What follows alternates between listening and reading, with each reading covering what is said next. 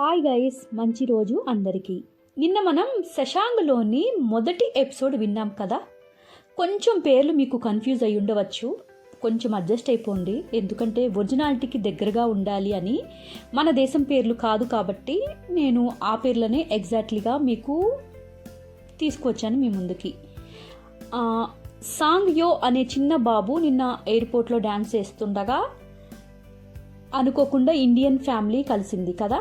తర్వాత వాళ్ళ నాన్నకి యాక్సిడెంట్ అవ్వడం, వాళ్ళ అత్త పారో వాళ్ళ అమ్మ సాంగ్లీని దూషించేసి ఇంట్లోంచి బయటికి గెంటివేయటం, వీరిద్దరూ ఏం చేయాలో అర్థం కాక సముద్రం దగ్గరికి రాగానే అనుకోకుండా ఒక అన్నోన్ పర్సన్ వీరిద్దరిని చూశాడు. సో వారిద్దరిని రక్షించాలని ట్రై చేసి వారిని తన ఇంటికి తీసుకువెళ్ళటానికి ఎట్లాగైనా ఒప్పించాడు సాంగ్లీని. సో చిన్న బాబు పేరు సాంగ్ యో, వాళ్ళ అమ్మ పేరు సాంగ్లీ. వారిద్దరిని రక్షించి అతను ఇంటికి తీసుకురావడానికి ప్రయత్నించాడు కదా. ఇది నిన్నటి జరిగిన ఎపిసోడ్. ఈరోజు ఎపిసోడ్ 2లోకి వెళ్ళిపోదాం. ఆ ఇంట్లో ఆల్రెడీ ఒక ఆమె ఉంది. ఆమె మరియు ఒక చిన్న పిల్లవాడు, అతని పేరు ఈవోన్, ఆమె పేరు జిన్హో. వారిద్దరూ ఈయన కోసం ఎదురు చూస్తూ ఉన్నారు. అతను ఆ ఇంటి దగ్గరికి వెళ్ళి, జిన్హో జిన్హో ఇలా రా, వీరికి వెచ్చగా ఉండటానికి బట్టలివ్వు, ఈ రాత్రికి వీరు ఇక్కడే ఉంటారు అని చెప్పాడు. జిన్హో హడావుడిగా ఆతృతగా తన భర్త పిలవగానే బయటికి వచ్చి వారిని చూసి చక్కగా ఎంతో సాదరంగా ఇంట్లోకి ఆహ్వానించింది.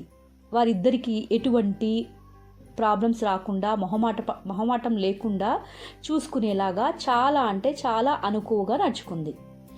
జిన్హో సాంగ్లీతో, ఇక నుండి మీరు మా ఇంట్లోనే ఉండొచ్చు, దిగులు పడకండి, ఏమి కావాలన్నా మొహమాటం లేకుండా అడగండి అని ఎంతో వినయంగా వారితో చెప్పింది. ఆ చిన్న బాబు ఈవోన్ సాంగ్యోని స్నేహంగా చూస్తూ, భయపడకు, నేను ఇక్కడ నుండి మీకు తోడుగా ఉంటాను, నువ్వు నా మంచి ఫ్రెండ్వి, నేను నీకు మంచి ఫ్రెండుని, ఇద్దరం కలిసి రోజు స్కూల్కి వెళ్ళొచ్చు అని చెప్పాడు. సాంగ్యో మౌనంగా తన తల్లినే చూస్తూ ఉండిపోయాడు.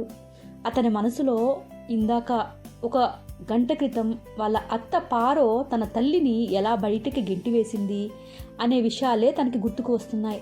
వాళ్ళ నాన్నకి జరిగిన యాక్సిడెంట్ మరియు ఆ మాస్క్ మ్యాన్, ఇవే పదే పదే తనకి గుర్తుకొస్తూ అలాగే దిగులుగా చూస్తూ కూర్చున్నాడు. అప్పుడే జిన్హో, అంటే అతని అన్నోన్ పర్సన్ వాళ్ళ భార్య, తన కొడుకుని పిలిచి, ఈవోన్ సాంగ్యోకి పాలు తీసుకుని వెళ్ళివ్వు అని చెప్పింది. ఆ చిన్న బాబు ఈవోన్ ప్రేమతో సాంగ్యోకి పాలు తీసుకుని వచ్చి ఇచ్చాడు. నువ్వు ఏమీ దిగులు పడకు అని మరోసారి భరోసా ఇచ్చాడు. అలా ఆ రోజు నుండి సాంగ్యో మరియు ఈవోన్ మంచి స్నేహితులు అయిపోయారు. సాంగ్యో ఎప్పుడూ తన తల్లి దిగులుగా ఉండటం చూసి బాధపడుతూ ఉండేవాడు. చాలాసార్లు ఎవ్వరితో మాట్లాడకుండా మౌనంగా గడిపేవాడు. కానీ ఒక్క ఈవోన్తో మాత్రం ఎంతో చనువుగా చలాకీగా ఉండటానికి ట్రై చేస్తూ ఉంటాడు. అలాగే వారు చదువులో మరియు ఆటపాటల్లో కూడా ముందుకు వెళ్ళేవాళ్ళు. ఇలా వారిద్దరూ ఎంతో స్నేహంగా వాళ్ళ చదువుల్లో కూడా మంచి విజయాన్ని సాధిస్తున్నారు. అక్కడ అందరి శ్రద్ధ కృషి వలన చుట్టుపక్కల ఉన్న రైతులు కూడా సాంగ్యతో స్నేహం చేస్తూ వాళ్ళ పిల్లల్ని ఆ పొలం దగ్గరికి తీసుకొస్తూ ఉండేవాళ్ళు.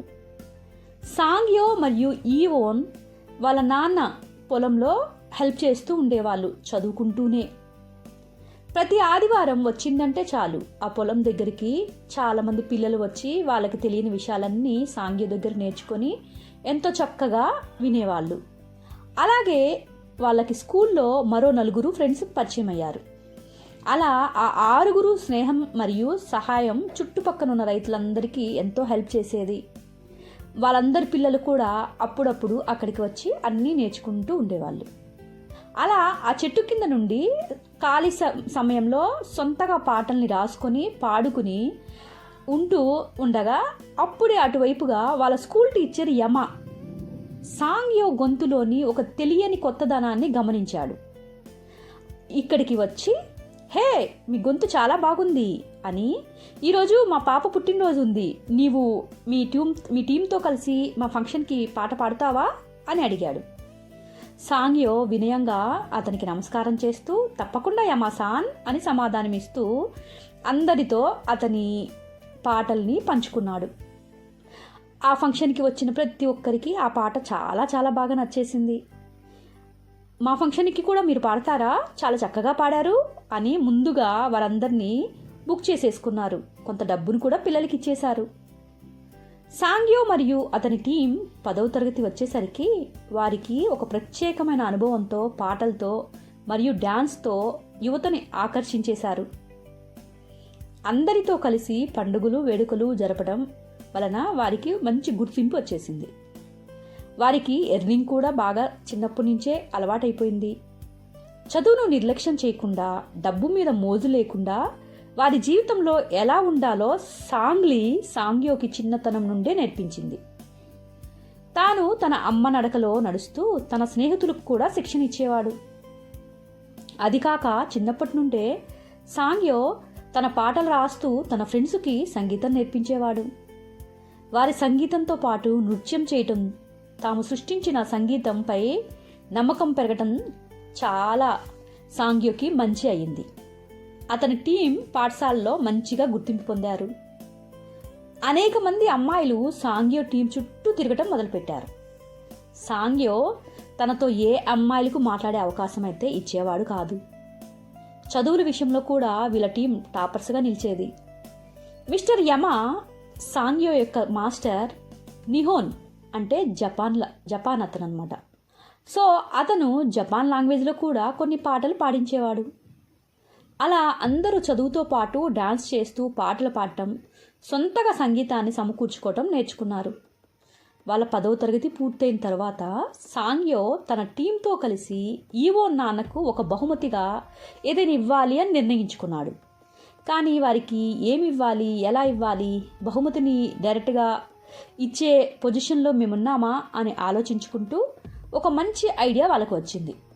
వెంటనే వారి దగ్గరున్న డబ్బుతో ఒక ట్రాక్టర్ని కొనివ్వాలని అనుకున్నారు.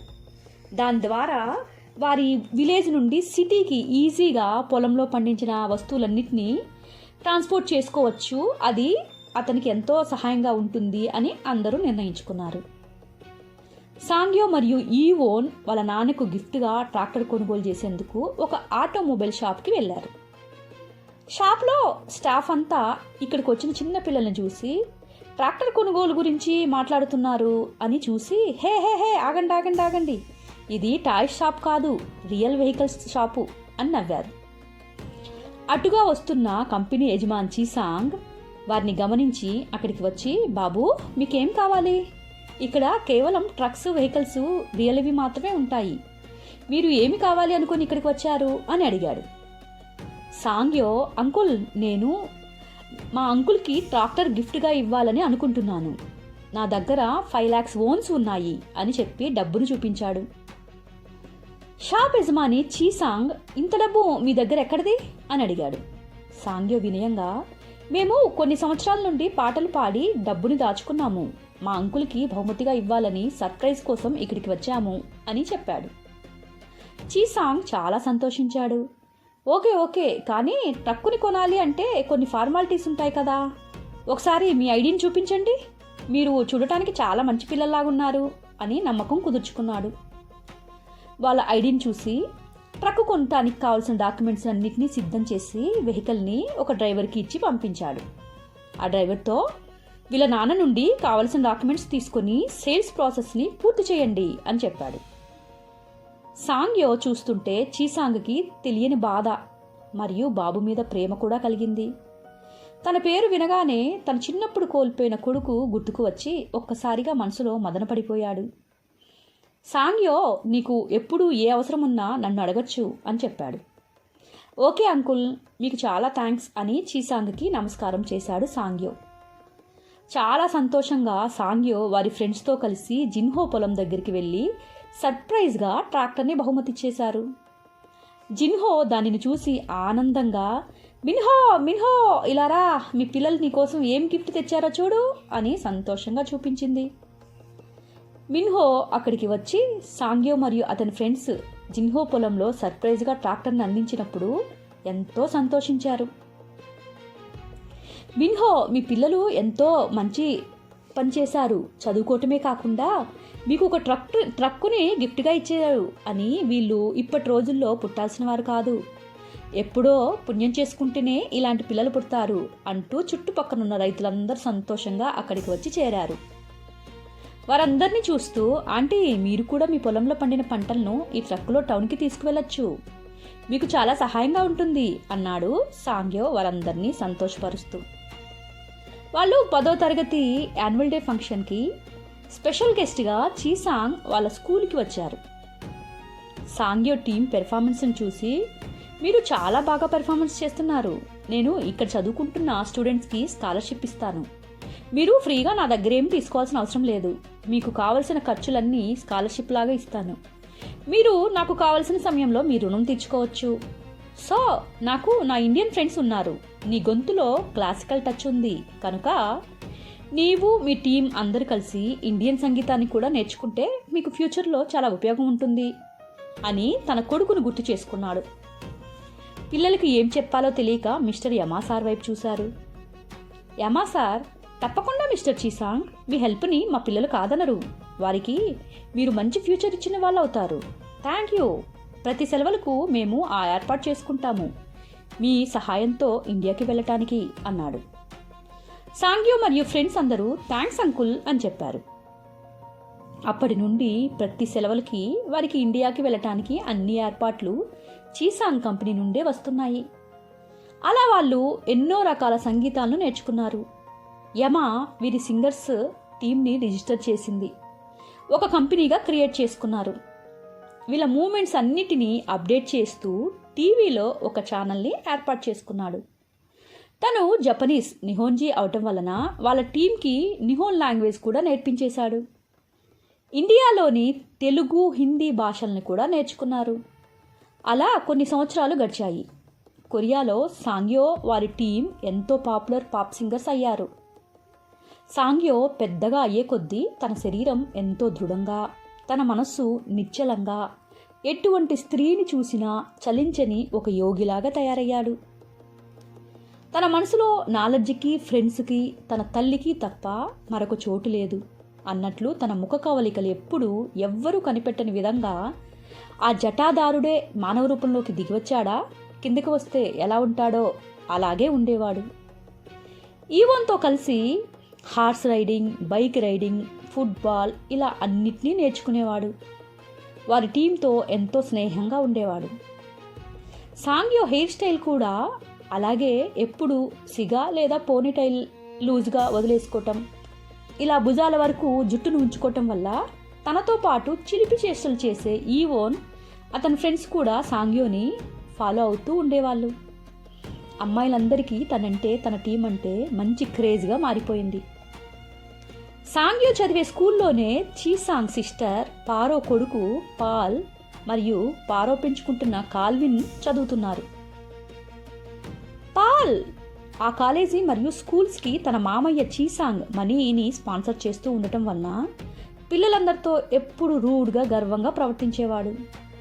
కానీ సాంగ్యో అన్నిట్లో ముందు ఉండటం వల్ల అక్కడ ఉన్న టీచర్స్ అందరూ సాంగ్యో వాళ్ళ టీంని ఎంతో ఇష్టపడేవాళ్ళు. పాల్ డబ్బు ఉందని పొగరుతో అమ్మాయిలకు ఎన్నో బహుమతులు ఇస్తూ ఉండేవాడు. కానీ అమ్మాయిలు మాత్రం సాంగ్యో చుట్టూనే తిరుగుతుండేవాళ్ళు. అలా తిరుగుతూ ఉండటం వల్ల పాల్కి చాలా కోపం వచ్చేది. ప్రతి దాంట్లో తన పోటీ అవుతున్నాడని భావించేవాడు. హాయ్ ఫ్రెండ్స్, ఈరోజు కొంచెం పెద్ద ఎపిసోడ్ అయింది. అంటే నిన్న ఫస్ట్ పార్ట్లో కొంచెం లెంత్ ఎక్కువ అవుతుందని నేను ఆపేశాను. దీన్ని కలిపి రెండో ఎపిసోడ్గా ఇచ్చేసాను. సో ఈ సెకండ్ ఎపిసోడ్ మీకు క్లియర్గా పూర్తయిపోయింది. రేపు 3వ ఎపిసోడ్ ఇస్తాను. మీ అందరికీ నచ్చిందని అనుకుంటున్నా. నచ్చితే తప్పకుండా మీ ఫ్రెండ్స్కి కూడా షేర్ చేస్తారు కదా. ఇకపోతే సాంగ్యో అనే పేరు మీకు నోటెడ్ అయిపోయింది కదా. మన హీరో సాంగ్యో, అతని ఫ్రెండ్ ఈవోన్ నాన్న మిన్హో మరియు అమ్మ జిన్హో. సాంగ్యో అమ్మ పేరు సాంగ్లీ. సో మీరు ఈ పేర్లని కొంచెం గుర్తించుకోండి, తిట్టుకోకండి. ఇలాంటి పేర్లు పెట్టి ఎందుకు మమ్మల్ని కన్ఫ్యూజ్ చేస్తున్నావని. ఓకే, సాంగ్యో ప్రవర్తన మీకు నచ్చిందా? ఈ పాల్ మరియు తన అమ్మ పెంచుకునే కాల్విన్ ట్విస్ట్ ఏంటి? వారికి వీరికి రొటీన్గా జరిగే గొడవలు కాలేజీలో మొదలు కాబోతున్నాయా? మీరు నా కథలను చదవటమే కాదు, చాలా చిక్కుముడుల్ని మీ మెదడులో సృష్టించి వాటిని మీ ఎక్స్పెక్టేషన్స్కి భిన్నంగా మీ ముందుకు తీసుకొస్తాను. మరియు మీ బ్రెయిన్ని షార్ప్ చేసుకొని సిద్ధంగా ఉండండి ఫ్రెండ్స్.